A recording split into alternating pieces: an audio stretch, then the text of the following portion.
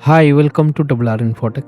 Today I come with a new video for changing drive letters. So changing drive letters is a common task in Windows. Here is step-by-step guidance how to do using built-in disk management tool. So along with important warning and alternative method. So just go to computer manager, then disk manager. So here I am changing the disk D to G. So one important thing is you cannot change the C drive, means system drive, which drive is installed on the Windows.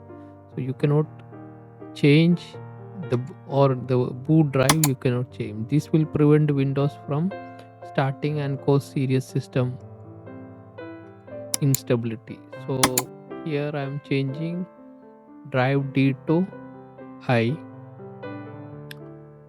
Okay, then I will also change because I name it data 1 and data 2, data 3 or so data 1 I'll be changing to D drive, then data 2 I'll be changed to E drive.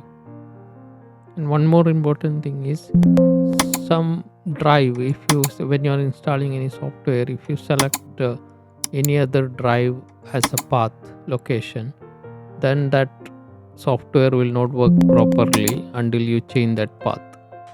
So here finally I'm changing drive I to G.